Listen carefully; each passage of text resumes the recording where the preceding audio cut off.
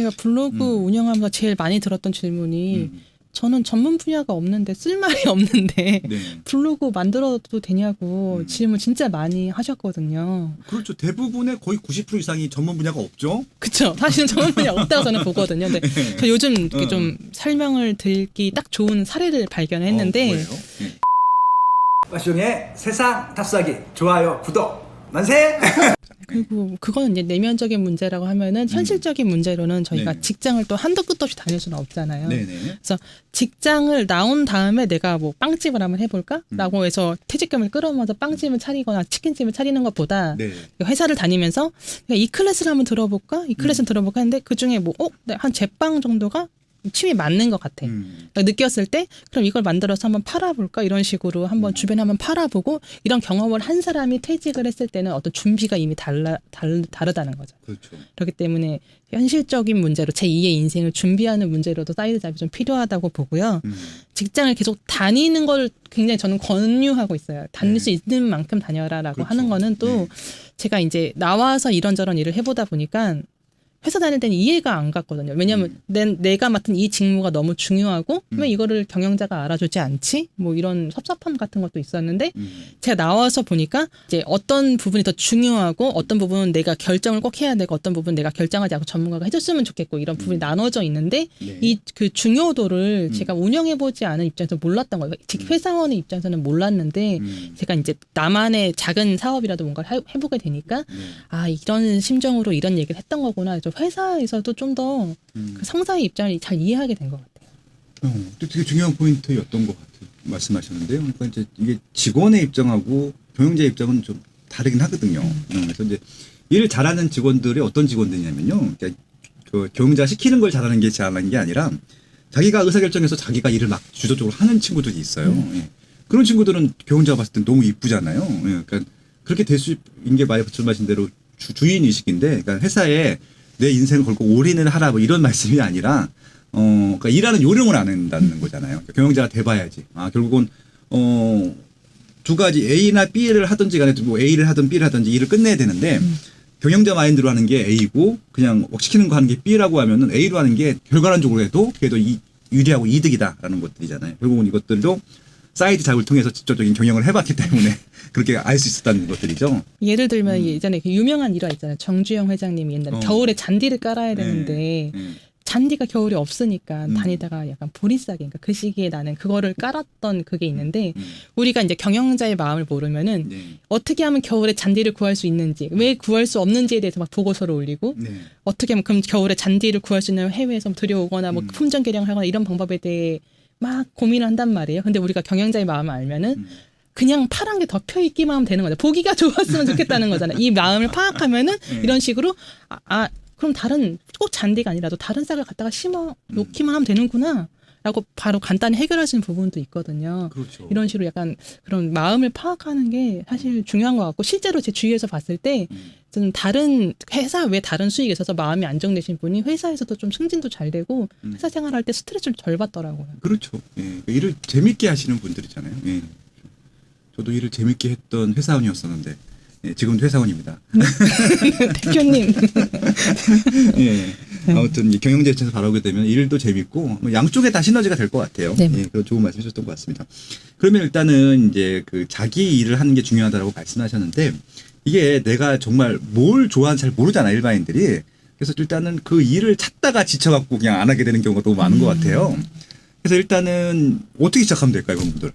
저희가 시작할 때 잘못 생각했던 게 막 되게 절실하게 뭔가 도전해서 내가 한 길을 파서 이 길로 가야 되고 얼른 결과가 나와야 되고 남들은 옆에서 막 빵빵 터지는데 나는 왜 몇 년이 지나서 터지지 않게 막 이 고민을 정말 하면서 이게 누적되면 슬럼프가 오고 어느 순간 그쵸. 포기해요. 제가 블로그를 운영한 지 한 5년이 좀 넘었는데 저랑 같이 시작했던 분들 중에 아직까지 하시는 분이 거의 없어요, 진짜. 그러니까 이게 혼자 이게 어차피 SNS라는 게 대부분 저는 99%라고 생각하는데 나 혼자 블로그 하시는 분들은 없잖아요. 이게 공개가 있으니까 남이 보고 반응이 조금은 와야지 재밌거든요. 예, 그러니까 5년 동안 했는데 아무 반응이 없어. 지치죠. 예, 맞죠. 그래가지고 저는 이거를 이제 어떤 취미 정도로 생각하고 현지를 하면 너무 재밌다는 게임. 실제 레더니 들어가고 4시간이 들어가면 이게 너무 재밌어요. 솔직히 전 다른 게임 안 하거든요. 너무 재밌어요. 주식하시 뭐예요? 무슨 게임? 게임을 그러니까 안 해요. 안 해. 내가 돈을 들이고 정말 결과가 보이고 이런 것들을 계속 경험을 하다 보니까 이게 더 자극적인 느낌이 있어서 좀 이렇게 즐거운 마음으로 아까 말씀드린 것처럼 저희가 탐색하는 느낌으로 이것도 한번 해보고 저것도 한번 해보고 다 한번 경험해보고 이 중에 맞는 거 하나를 내가 선택하겠다. 좀 더 시간을 넉넉하게 갖고 결과를 좀 나중에 내도 괜찮다는 마음으로 시작해도 좋을 것 같아요. 일단은 너무 완벽하게 세팅해서 출발하려고 하지 말고요. 그거는 대기업들도 그렇게 못하더라고요. 제가 이제 의사결정하는 과정들을 많이 봐왔는데 일단 시작을 하시는 분들이 많아요. 적당히 시스템을 만들어 놓고 근데 그렇게 시작하시는 분들은 이렇게 말하면서 시행착오 겪음을 좀 완벽히 하는 게 맞는 것들이고 되게 개인적인 일은 일단 시작을 해보고 망해도 되잖아 솔직히 초반에는 망하려면 초반에 망해야지 돈이 안 들어간 상태에서 그래서 일단 재밌게 한번 해보시는 것들도 방법이 될 것 같다. 저도 그냥 솔직히 블로그 시작한 게 저도 첫 번째 칼럼이 그 당시 그것도 이제 추석 특별 그때 요즘 TV에서 특별 영화 많이 하잖아요 재방송 가문의 영광을 봤는데 제가 극장에서 한번 보고 TV 처음 봤거든요. 너무 재밌는 거예요. 그래서 그거를 그냥 너무 재밌는 마음을 어디다 표현해야 된다고 생각을 해가지고 블로그에 썼던 게 제 블로그 첫 칼럼이었어요. 참 이 블로그 시작할 때 좀 멋있는 칼럼을 시작을 했어야 되는데 그냥 블로그라는 게 처음 생기고 한번 블로그라는 칼럼을 써보고 싶어갖고 썼던 게 가문의 영광이라는 것 그때 이제 썼는데 제가 2005년도에 그 만들고 2014년도 1월 1일자까지 이웃수가 700명이었어요. 그런 시절이 있으셨군요. 횟수로 10년인데 10년 동안 그러니까 남들 보라는 생각 안 하고 그냥 혼자 썼던 것 같아요. 근데 2014년도 1월 1일부터 이제 본격적으로 나는 이제 일반 카페들에는 칼럼니스트로 이름을 알리고 있을 때라서 이제 블로그에다가 이제 제 그때까지만 해도 부동산 칼럼을 안 썼거든요. 작정하고 매일 썼더니 이제 지금은 이제 14만 5천 명이 넘어갔는데 플렉스. 그러니까 아무튼 일단 말씀하신 대로 그냥 재미있게 썼던 것 같아요. 그때는 영화 막 썼고 그래서 그때 막 이제 영화평을 제가 영화를 워낙 좋아하니까 영화를 평을 또 재미있게 썼나 봐요. 그러니까 그때 저한테 댓글 달아주셨던 분들 중에 서인님 알아요? 서인님도 옛날에 내가 블로그 부동산 칼럼 쓰기 전에 댓글을 달아놨더라고요. 나중에 알았어. 그렇게 또 만나더라고요. 저도 서희님 댓글 달았는데 댓글 웃기다고 한번 보자고 저 남자인 줄 아셨나 봐요. 그래서 보자고. 그래서 또 이렇게 연결 이렇게. 아마 좀 잘 모를 텐데 지금 블로그 가보시면 서인이라는 블로그가 있는데 되게 재밌습니다. 부동산 대단한 투자자고요. 전설적인 투자자 중에 한 분이시고 지금은 신학 공부를 하고 계시는 숙세를 떠나셨어. 제가 이제 그 분이 나중에 목사님이 되면은 야, 너 설교할 때 단지 하나씩만 추천해줘도 아마 그 교회 대박 나겠다 했었는데 제가 정말 개인적으로 좋아하고 아끼는. 그러면 전 불교지만 한번 가. 단지를 찍어주면. 예, 아무튼 그 서로 이제 부동산 활동 안 할 때 그때 서로 주고받았던 것들. 아무튼 이렇게 재밌게 시작하면 어떻게 만나더라고요. 서희님도 시작은 시인으로 시를 써서 올렸던 거라서. 문학소는 글을 정말 잘 써요. 그러니까 이게 굉장히 긴데 그냥 쑥 읽어요. 그러니까 이게 페이지로 보면 한 20페이지 정도 되는 칼럼인데 그냥 몰입했어요. 그게 다 지준 것 같아요. 보니까 약간 너무 이거 아니면 안 돼. 결과가 반드 나와야 돼. 이렇게 하면은 좀 매력이 오히려 좀 떨어지는 것 같아요. 오시는 분들이 나만의 어떤 자신감을 갖고 그냥 내가 하고 싶은 일, 좀 하고 싶은 이야기 했을 때 그런 여유에서 매력을 느끼시는 것 같더라고요. 네. 아무튼 이런 생활 속에 좀 자잘하지만 행복을 시작했던 것들이 또 계속 또 분야를 확장할 수도 있고 분야를 또 바꿀 수도 있고 그렇게 시작할 수 있었던 것 같아요. 그러면서 이제 그 블로그라고 하는 것들을 자동적으로 넘어가겠는데, 그럼 이게 지금 처음 시작하는 거는 블로그로 하는 게 좋을까요? 어떨까요? 저는 추천을 블로그를 많이 하고 있어요. 근데 판매를 하시는 분은 이제 인스타를 좀 병행하셔서 사진을 좀 예쁘게 찍으시거나 보여지는 부분이 중요하신 분은 인스타나 좀 더 전문적인 지식을 하고 싶으시면 페이스북이나 이런 식으로 블로그를 중심으로 쓴 다음에 옮기면 되거든요. 네. 그렇기 때문에 또 여기서 또 글을 막 처음에는 글을 잘 쓰시는 분이 없어요. 한 문장 쓰다가 그렇죠. 두 문장 쓰다가 10문장 써보면 점점 글이 좀 실력이 늘어난다 싶을 때 이제 브런치나 이렇게 작가 도전하는 플랫폼이 또 있거든요. 그렇죠. 그러면 나중에 브런치에서 작가 데뷔를 하지 않더라도 글이 모이면 또 묶어서 요즘 PDF 전자책으로도 많이 낼 수 있고 다양한 방법이 있는데 그 기본에는 글쓰기가 있는 것 같아요. 그렇죠. 일단은 글쓰기가 중요하다. 일단 그 글쓰기에는 블로그로 시작하는 게 좋겠지만 조금 목적에 따라서 조금 전문적인 거 하려면 아무래도 페이스북 쪽에는 좀 전문가들이 많으니까 그들과 소통하면서 많이 배울 수도 있고, 그다음에 또 사진 위주로 좀 홍보를 하고 싶거나 판매하시고 싶은데 관심이 많으신 분들은 인스타, 또 인스타 또 여기 또 굉장히 또 파워 인스타 블러드 인스타그램 운영하시는 분들이 있잖아요. 그분들 하시는 것도 보면서 좀, 물론 이제 연예인들이 압도적으로 유명하죠. 그들은 이제 한 번만 올려도 다 보니까. 근데 이제 연예인이 아니면서도 성공하는 케이스들이 있으니까 그런 것도 한번 벤치마킹 하시는 것도 좋을 것 같고, 그다음에 이제 브런치라고 해서 아예 전문적으로 책을 내기 위해서 이게 그 칼럼 같은 경우나 이런 것들을 차곡차곡 쌓아가는 경우도 있을 것 같고, 나중에 이것들이 모이게 되면 또 임대아 대표님처럼 뭐 PDF 형태가 아니라 종이책으로도 출판이 가능하니까 그렇게 좀 다양한 분야를 확대하는 게 좋겠다라는 말씀하셨네요. 내가 블로그 운영하면서 제일 많이 들었던 질문이 저는 전문 분야가 없는데 쓸 말이 없는데 네. 블로그 만들어도 되냐고 질문 진짜 많이 하셨거든요. 그렇죠. 대부분의 거의 90% 이상이 전문 분야가 없죠. 그쵸. 사실은 전문 분야 없다고 저는 보거든요. 근데 저 요즘 이렇게 좀 설명을 드리기 딱 좋은 사례를 발견했는데 뭐예요? 요즘에 한선몰이라고 해서 한 선물? 근데 한선몰이가 저 옷 파는 사이트예요. 아, 그 네, 타임이나 마인이나 이런 유명하신 데잖아요. 네, 맞아요. 그게 한 군데에 모여 있는 건데 거기에 이제 한 코너가 생겼어요. 한 메뉴가 그게 스타일 라이브라고 해서 그 한섬에서 산 옷을 입고 사진을 올리면 그래서 좋아요를 받거나 내가 또 올려서 좋아요를 누르거나 하면은 포인트가 쌓여요. 야, 이거 한섬도 머리가 괜찮네. 예. 그래서 포인트가 쌓이면은 할인 쿠폰을 주는데 뭐 10,000원, 5,000원 이렇게 주는 게 아니라 10만 원 이상 사면 뭐 10만 원을 할인해 주는 막 이런 걸 주는 거예요. 오.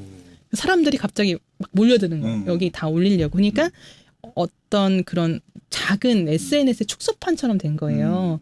그래서 이게 베스트가 된다고 해서 사실 더 혜택이 있진 않거든요. 기본적인 활동만 해도 어떤 할당량을 채울 수 있고 할인 쿠폰을 받을 수가 있는데 이게 시간이 지나다 보면 저절로 네임드가 생기는 거예요. 그렇죠, 그렇죠. 사람들이 모이다가 왜 네임드가 생기는지 제가 궁금해서 왜냐면 저희가 다 같이 이 컨텐츠는 다 똑같거든요. 그러니까 이 여기서 산 옷을 찍어서 올린다가 사실 전부란 말이에요. 근데 누구는 베스트가 되고 베스트 게시물이 되고 또 한 번 되신 분이 베스트 게시물 안에 여러 개가 있어요. 그렇겠죠. 누구는 안 되는지에 대해서 저 이게 원인이 뭘까 차이가 뭘까 고민을 하면서 지켜봤어요. 근데 저희가 생각할 때는 사진을 잘 찍고 뭐 코디를 잘하고 이런 어떤 옷에 대한 실력이 있는 분이 베스트 네임드가 되지 않을까라고 생각하시잖아요. 그러니까 저도 약간 그렇게 생각을 했어요. 그래서 처음에 조회수 안 나오시는 분은 옷만 넣고 그냥 찍어요. 그 다음에 두 번째 괜찮으신 분은 옷을 입고 찍어. 그래서 실제 착용사를 보면서 난 이런 체형인데 이런 핏이 나오는구나를 알 수 있단 말이에요. 근데 다음 저희가 생각하는 베스트 게시물을 이런 사람이겠다고 한 사람은 이 하나로 뭐 여러 가지 코디를 해서 막 올려요. 누가 시키는 것도 아닌데 사실 옷만 찍어서 올려서 하트는 몇 개만 받아도 할당량이 되거든요. 성향에 따라서 자기도 모르게 좀 더 하시는 분들이 계시는 거예요. 근데 이런 사람이 베스트가 되지 않을까 하고 지켜봤는데 전혀 아닌 거예요. 베스트가 되시는 네임드가 되시는 분이 사진이 다른 사람에 비해 그렇게 뛰어나지도 않고 그 실력이 막 더 막 2배, 3배 있고 근데 막 하트는 더 2배, 3배 있어. 그래서 이게 차이가 뭘까 봤더니 다른 사람이 글을 올렸을 때 댓글을 달아주시는 거예요. 와서 댓글을 달아줘요. 야. 그럼 나도 이 사람 모르는 소통을 하셨구나. 네, 저도 가서 댓글을 달게 되고 그래서 이분이 글만 올라오면 댓글이 여러 개가 있으니까 새로 오신 분도 이 사람은 편하게 말해도 되는 사람이구나 하면서 댓글도 달고 막 댓글을 주고받다 보면은 이 베스트라는 게 공감이랑 댓글 숫자가 결합해서 산출이 되거든요. 네네. 그러다 보니까 그 좀 있으면은 이제 더 이상 옷을 매일 사는 것도 아닌데 이거를 어떻게 한도 끝도 없이 올리지라고 생각했는데 이 다음에 어떻게 되냐면 이분들이 저 이제 매장 갈 건데 혹시 저 무슨 옷 입어 볼지 뭐 백화점 못 가시는 분들이 있잖아요. 그럼 올려요. 나 무슨 옷을 입어봐 드릴지 댓글 주시면 제가 가서 입고 사진 올려드릴게요. 뭐 이런 식으로. 야. 이런 식으로 콘텐츠가 그 다음에 저절로 막 돼. 그러니까 아마 이거 한숨에서도 예상을 안 했을 텐데 그쵸, 그렇게 하나의 또 시장을 만들어가는 거네요. 네. 야, 새로운 그리고 시장. 예. 그 다음에 어떻게 되냐면은 이제 댓글 다셨던 분이 자기도 누구님이 뭐 빠샤님이 입은 옷 보고 너무 예쁜 거 같아서 자기도 사이트에서 주문을 했다. 하면서 또 자기가 또 그런 글을 올리면 또 와서 댓글을 달아주시는 거예요. 네. 역시 이거 예쁘다. 저희 같이 뭐 잘 입어요. 뭐 이런 식으로. 그러니까 하나의 주제로 운영되는 어떤 SNS 작은 미니어처라고 했을 때 여기서 이거를 가르는 거는 결국은 나한테 말 걸어주는 사람이다. 야, 이거 봤어. 멋있다.